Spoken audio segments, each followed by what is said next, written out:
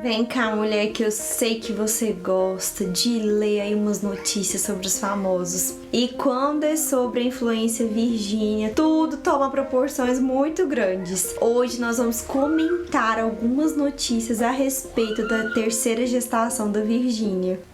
Olá, mulher! Eu sou Juliana Lucena, fisioterapeuta pélvica, acadêmica de medicina e mãe de 2. Aqui nesse canal você vai encontrar muita informação valiosa sobre a gestação, parto, pós-parto e a maternidade em geral. Inclusive, é bem possível que você escute um bebezinho aí ao fundo conversando, porque sim, eu tenho bebê em casa, é uma delícia, mas tem hora que a gente quer que faça silêncio e não faz, né, mulher? Então você vai se escutar uns ruídos, me perdoe quanto a isso.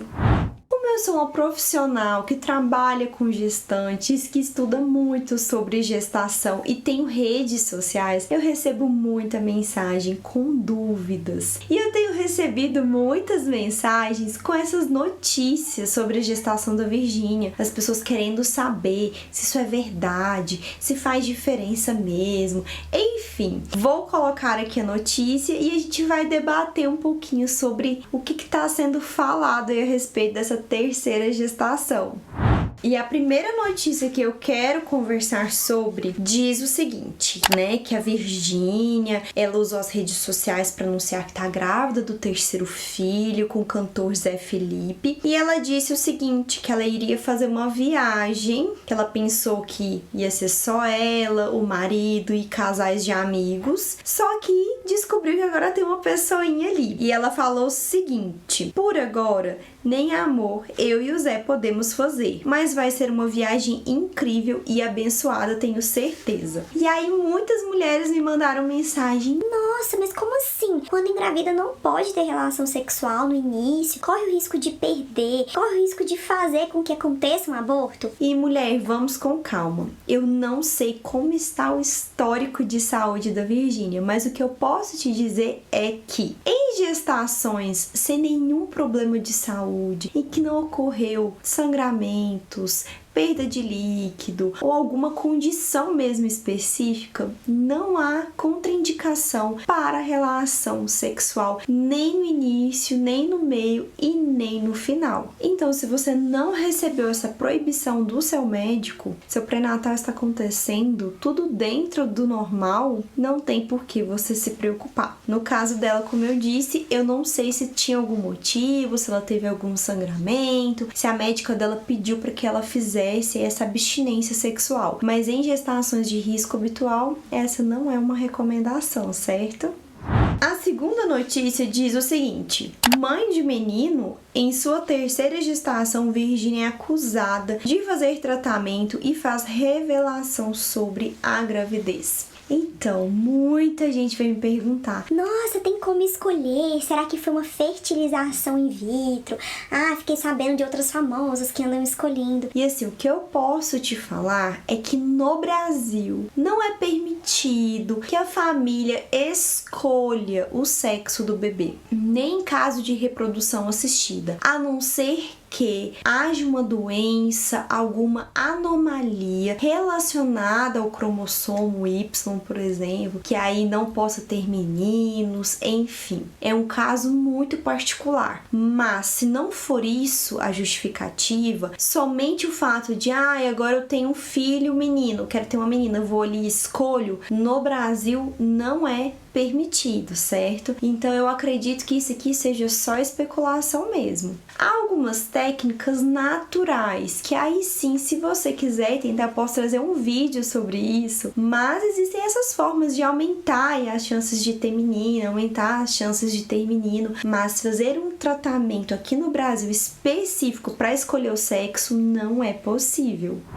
E a terceira notícia é uma dúvida muito comum de muitas mulheres. Diz o seguinte: Virgínia Fonseca se impressiona com o rápido crescimento da barriga na sua terceira gravidez. E aí muitas mulheres falam: nossa, na minha segunda gravidez, minha barriga apareceu super rápido, na terceira, na quarta. Isso é verdade? Isso realmente acontece? Até aquelas que estão na primeira gestação às vezes ficam apreensivas, pensando: nossa, minha barriga não tá crescendo, tá demorando, será que tá tudo bem com o meu bebê? Vamos conversar sobre isso. O que acontece acontece é que na primeira gestação, a gente geralmente tem ali todas as estruturas muito mais rígidas ainda, tudo mais encaixadinho. Então aquele músculo nunca foi esticado daquela forma. A aponeurose, que é uma capa que recobre o músculo, também nunca foi esticada. Então está tudo muito mais inteirinho, muito mais firme. Depois, com a segunda gestação, com a terceira gestação, que essa barriga já se esticou, essas estruturas já têm ali uma elasticidade maior, até uma fragilidade maior, dependendo do caso. Então, quando o útero começa a aumentar de volume, esse abdômen já mostra, porque a musculatura já cede a aponeurose, já cede as fáscias, os ligamentos. Então, esse crescimento é mais rápido, sim. Só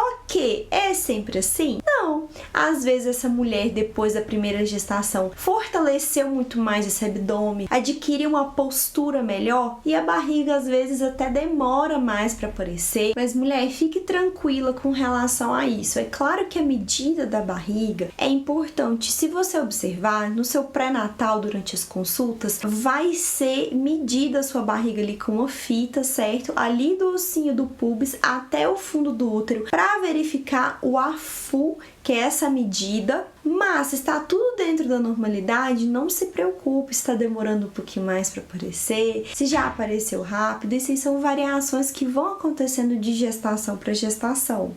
A quarta notícia é engraçada e rolou até uma identificação aqui comigo, porque ela falou o seguinte: Virgínia fala sobre sintomas da terceira gravidez e brinca: estou burra nesta gestação. E eu me lembrei da minha primeira gestação, que eu fiquei burra nela, sim. Eu esquecia tudo. Eu esqueci onde eu tinha colocado chave, eu entrava numa loja, comprava uma coisa, deixava a sacola da outra loja lá e ia embora e voltava e tinha que pegar a sacola. Eu me atrapalhava toda, eu esquecia de compromissos. Então, de fato, eu senti isso, tá? E existem estudos científicos que mostram que sim, há um rearranjo ali dentro do encéfalo da mulher. E o que acontece? A natureza é muito perfeita. Você está gerando um novo ser, você vai ter que cuidar de um bebê, e é por isso que algumas coisas começam a ser ignoradas pelo seu cérebro.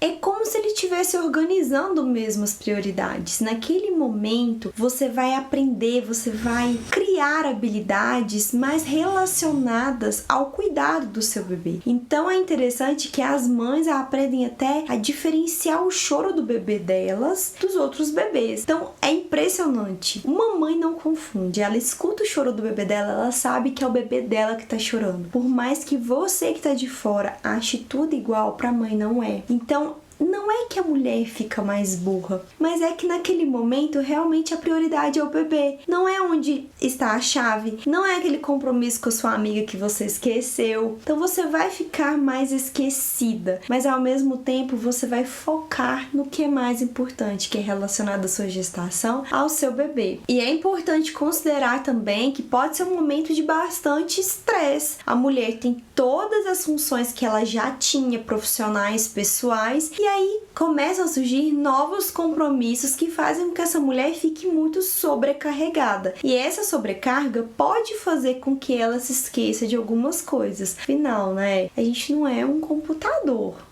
E a quinta notícia vem trazendo muitas especulações, que diz o seguinte: grávida, Virgínia avisa que não quer parar no terceiro filho e revela meta com Zé Felipe. Então a meta dela é ter 4 filhos, mas pode ser que ela pare em 3 ou que ela tenha mais, né? A meta é 4. E aí muitas mulheres têm se questionado quanto ao número de cesáreas que a Virgínia vai fazer, quanto ao intervalo entre os partos que ela tem. E são pontos bem interessantes da gente discutir. Pra quem não sabe, a Virgínia teve 2 cesáreas. E a gente não sabe se ela vai resolver ter uma nova cesárea ou se ela vai ter um parto normal. Isso é uma decisão que, enfim, ela deve tomar com o médico dela, não é mesmo? Mas a gente pode conversar um pouquinho sobre isso, no sentido de que, primeira coisa, 2 cesáreas é indicação de uma nova cesárea? Depende. depende, mas é sim possível ter um parto normal após 2 cesáreas. Cada caso deve ser bem avaliado. E quanto ao intervalo entre cesáreas, existe um intervalo ideal? Ainda não há consenso na literatura. Em alguns locais fala que o ideal seria engravidar 12 meses depois, outros falam que o ideal seria 24 meses depois, mas há uma recomendação de pelo menos 18 meses entre os partos. Então a mulher aí estaria liberada para engravidar 9 meses depois do parto cesárea que ela teve, para quando esse outro bebê nascer ela ter pelo menos esses 18 meses de intervalo.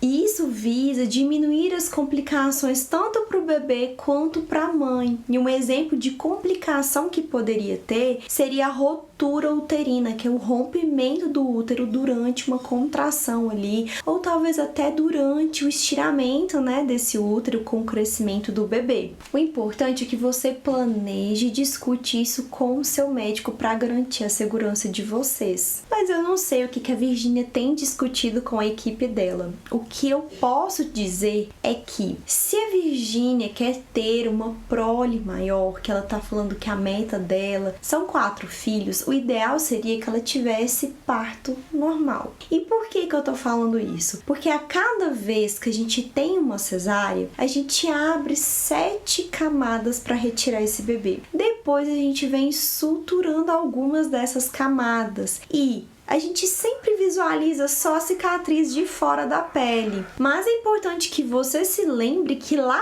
dentro também estão formando cicatrizes. E mais do que isso, começam a formar aderências, que é o quê? Uma camada vai colando na outra. Então, a mulher fez a cesárea, primeira cesárea, abre tudo tranquilo. A gente tira o bebezinho, sutura, fechou. A segunda cesárea, a gente já tem um pouco de aderência ali, já fica mais difícil porque as estruturas estão coladas. Às vezes você vai abrir, pode ali lesionar a bexiga porque ela tá muito colada na camada. Então vai ficando cada vez mais complicado, tanto de acessar a cavidade, às vezes acontece mais sangramento, e também depois de fechar, porque existem mulheres que ficam com as estruturas bem danificadas, bem frágeis, você vai suturar ali, fica difícil, a musculatura muito fina cede. E aí vocês devem estar pensando, mas a Virgínia tem dinheiro, gente, mas cesárea é cesárea, tá? Ela é humana como todas as outras mulheres, então se ela pensa em ter uma prole maior, seria interessante que ela conseguisse ter um trabalho de parto, ter um parto normal, porque daí já não teria essas complicações que são mesmo do procedimento cirúrgico.